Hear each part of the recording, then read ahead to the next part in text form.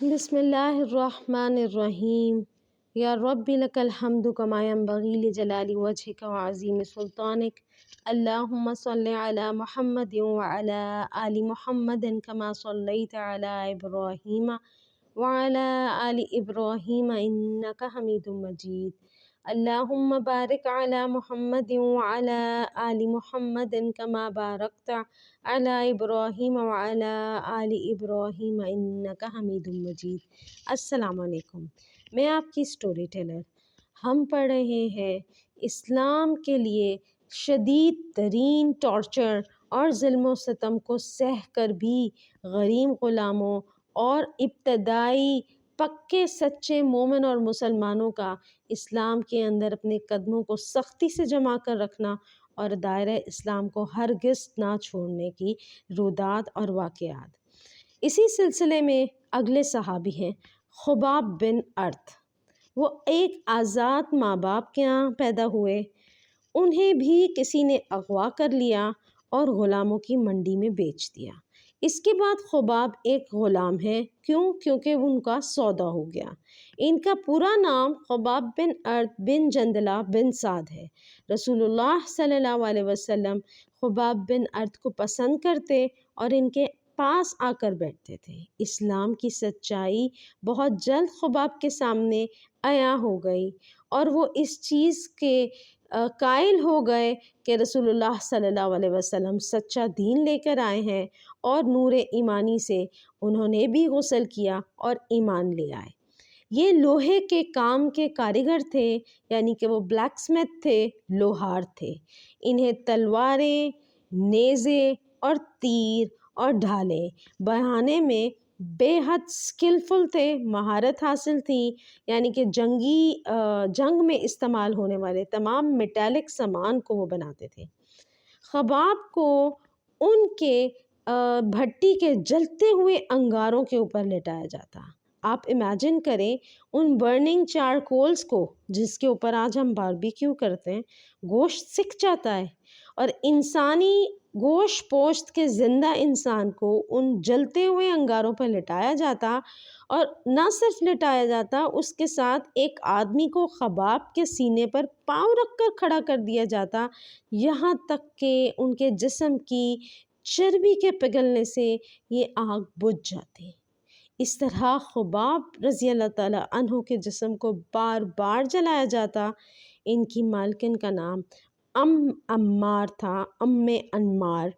ان کی مالکن کو خباب کے رسول اللہ صلی اللہ علیہ وسلم پر ایمان لانے کی خبر ملی تو تمام مشرکین کی طرح اس کے غصے کی بھی کوئی حد نہیں۔ انمار نے لوہے کا ٹکڑا جلتی ہوئی بٹی میں یعنی فرنس میں رکھا، اور جب وہ لوہا گرم ہو کر انگارہ بن گیا، برننگ چارکول کی طرح ریڈ ہاٹ ہو گیا، تو اس نے وہ ٹکڑا اٹھا کر خباب رضی اللہ تعالیٰ عنہ کے سر پر رکھ دیا۔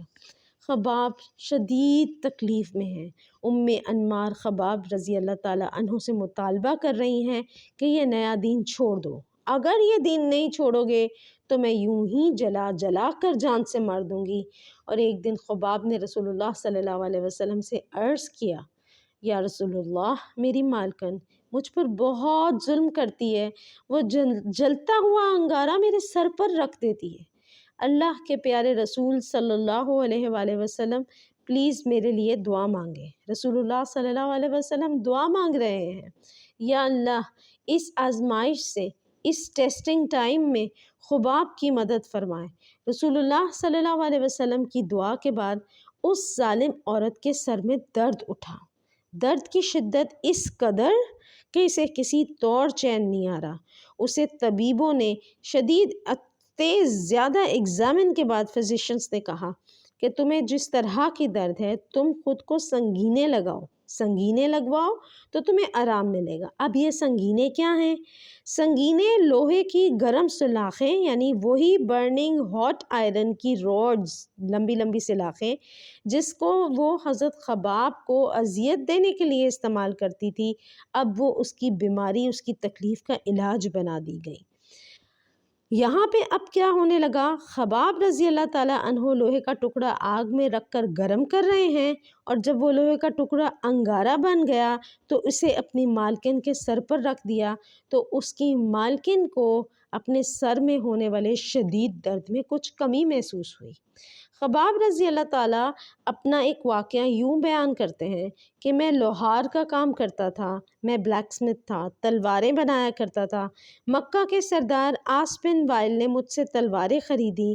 یہ وہی عاص بن وائل ہے جس نے بنی زبید کے ایک تاجر سے اونٹ خرید کر اس کی رقم دینے سے انکار کر دیا تھا۔ تلواروں کی قیمت عاص کے ذمہ قرض تھی، یعنی کہ اس نے ایڈوانس میں تلواریں بنا لی تھیں کہ تلواریں بنا کے دو گے تو میں تمہیں پیمنٹ کر دوں گا، ان کی پیمنٹ ڈیو تھی۔ حضرت عاص وہ کہنے لگے کہ جب میں عاص بن وائل سے اپنی رقم مانگنے گیا تو اس نے کہا، خدا کی قسم میں تو اس وقت تک تمہاری رقم ادا نہیں کروں گا جب تک تم محمد صلی اللہ علیہ وسلم کا انکار نہیں کرتے۔ میں نے غلام ہونے کے باوجود بڑی جرت سے جواب دیا، خدا کی قسم میں اللہ کے رسول کا انکار ہرگز نہیں کروں گا یہاں تک کہ تو مر جائے اور قیامت کے دن تجھے قبر سے زندہ اٹھایا جائے۔ عاص بن وائل نے میرا مذاق اڑاتے ہوئے کہا، تم نے جس نبی کا دین قبول کیا ہے نا، کیا اس نے یہ نہیں کہا کہ مرنے کے بعد تمہیں سونا، چاندی، کپڑے اور غلام ملیں گے؟ اچھا، جب میں مر کر دوبارہ زندہ اٹھوں گا نا تو مجھے بھی مال اور اولاد ملے گی تو میں تمہارا قرض اتار دوں گا۔ اس پر اللہ تعالیٰ نے یہ آیات نازل فرمائیں۔ سورہ مریم کی یہ آیات ہیں جس کا ترجمہ یہ ہے، کیا تو نے اس کو دیکھا ہے جس نے ہماری آیتوں کا انکار کیا ہے، ہماری آیتوں کا ریجیکٹ کیا ہے ہماری آیتوں کو، اور اس نے بڑے غرور سے کہا مجھے دولت اور اولاد دی جائے گی۔ کیا اس نے عالم غیب سے اس کو دیکھ لیا ہے یا رحمان سے کوئی کمٹمنٹ کر لی ہے، وعدہ لے لیا ہے؟ ہرگز نہیں، ہم اس کا یہ دعویٰ لکھ لیں گے اور اسے لمبا عذاب دیں گے کہ جس دنیاوی مال و دولت کی وجہ سے وہ دعویٰ کر رہا ہے کہ اس کے وارث ہم ہوں گے اور وہ ہمارے پاس تنہا آئے گا اور اس کا مال اور اولاد اس کے ساتھ نہیں ہوگا۔ یہ سورہ مریم کی آیت نمبر 77 سے لے کے 80 تک کی آیات کے ترجمے کا مفہوم ہے جس کو آسان ورڈز میں بیان کیا گیا ہے۔ خباب رضی اللہ تعالیٰ عنہ پر طرح طرح کے ظلم کیے جاتے ہیں، ان کے سر کے بال نوچے جاتے، ان کی گردن مڑوڑی جاتی، ٹویسٹ کر دی جاتی، انہیں تپتے ہوئے پتھروں پر لٹایا جاتا، اور خباب بن ارت مدینہ منورہ ہجرت کرنے تک اس ٹارچر اور اس ظلم و ستم کو سہتے رہے۔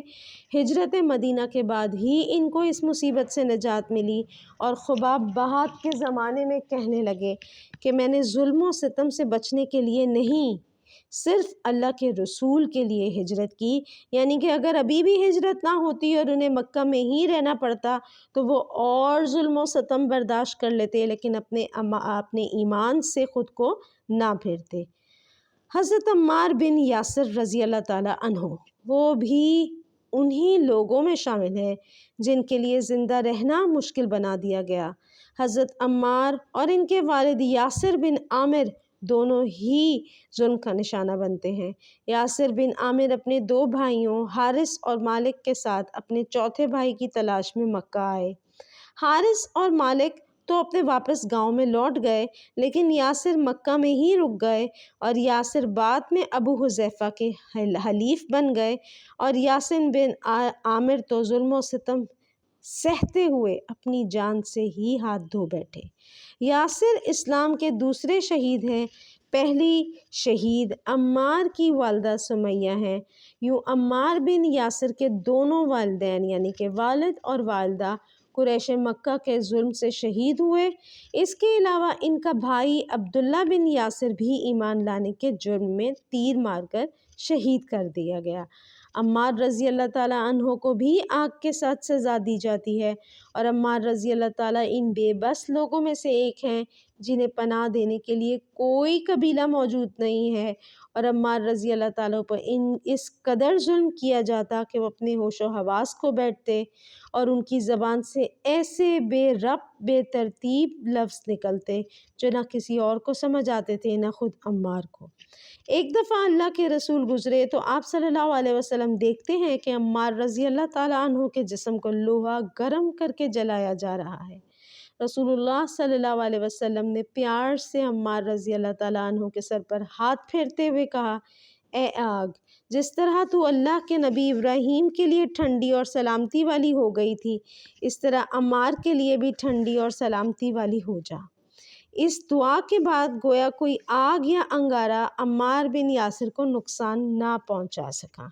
بعد کے زمانے میں عمار بن یاسر اپنی قمیض اٹھا کر اپنی پیٹھ پر جب دکھایا تو وہاں جگہ جگہ ان کی سکن، ان کی جلد پوری نشان زدہ تھی جو کہ جلنے کے نشان تھے۔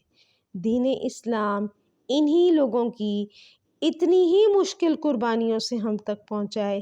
یہ لوگ رسول اللہ صلی اللہ علیہ وسلم کے سپورٹ تھے، یہ دست و بازو تھے، یہ دست و بازو بنے تو کسی نے اپنی آزادی گنوائی، غلامی کی تکلیفیں برداشت کیں، کوئی غلامی میں تپتی ریت پہ لٹایا گیا، کسی کو کوڑے مارے گئے، کسی کو بھوکا پیاسا رکھا گیا، کسی کے جسم کو آگ سے جلایا گیا تو کسی کے سامنے اس کے ماں باپ کو قتل کر دیا گیا۔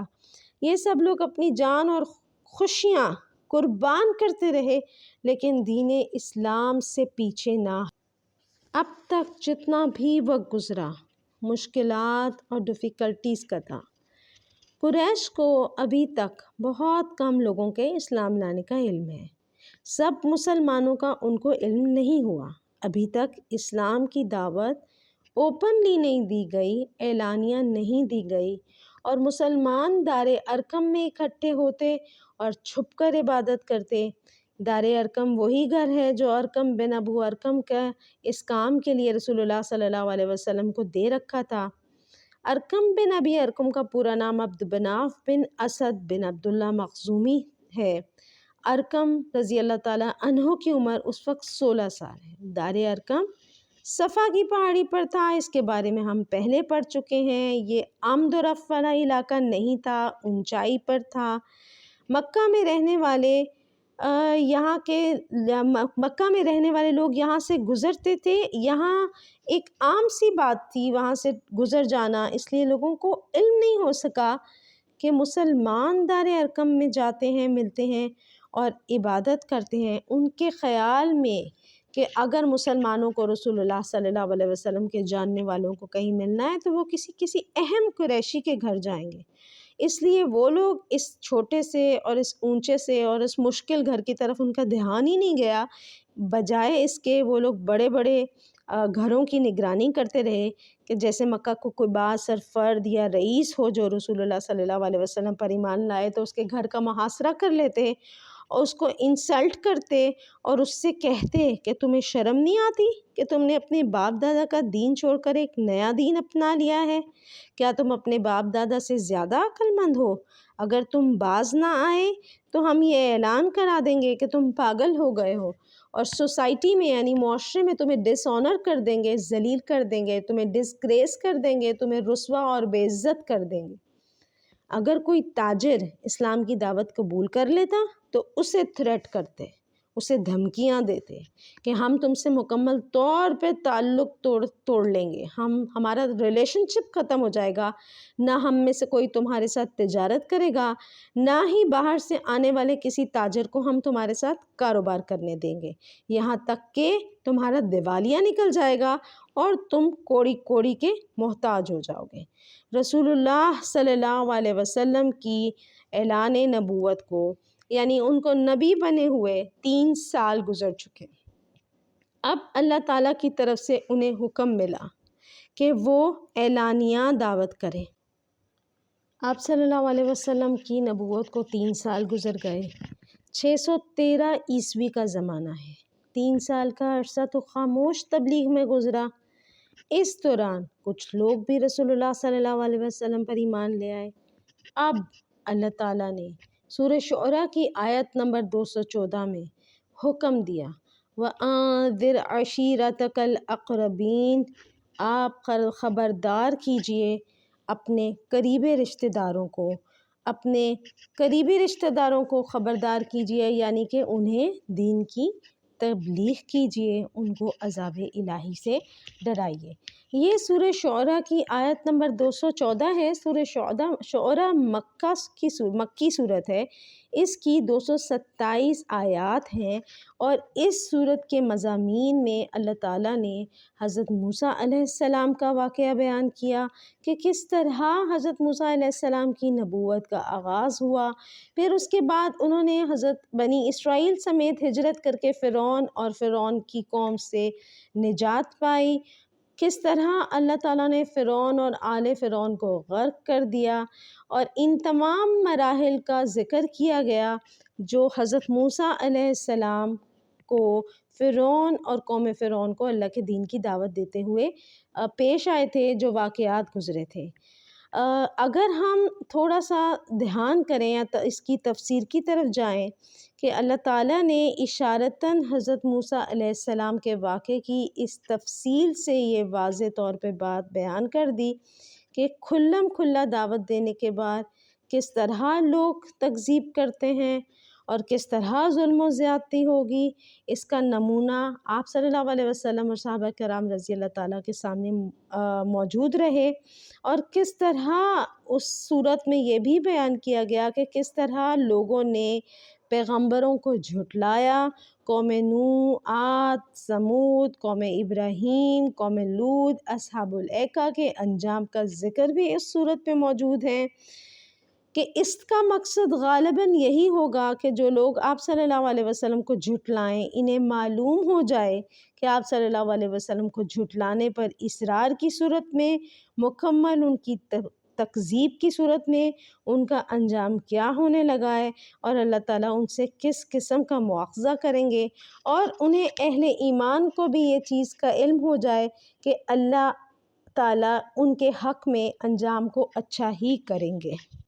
اللہ تبارک و تعالیٰ کے اس اعلانیہ تبلیغ کے حکم کے بعد ہی آپ صلی اللہ علیہ وسلم کو اندازہ ہو گیا کہ یہ کوئی آسان کام نہیں ہے۔ صدیوں سے لوگ بتوں کی عبادت میں مصروف ہیں، اور اب انہیں اپنے باپ دادا کا دین چھوڑنا اور نیا دین اختیار کرنا بہت مشکل لگتا ہے۔ آپ صلی اللہ علیہ وسلم کے اگلے اقدامات کیا ہیں، اب ہم اس کو بارے میں اگلے پارٹ میں پڑھیں گے انشاءاللہ تعالی۔ دعاؤں میں یاد رکھیے گا۔ آپ صلی اللہ علیہ وسلم پر بے انتہا بے شمار لا تعداد درود و سلام۔ السلام علیکم۔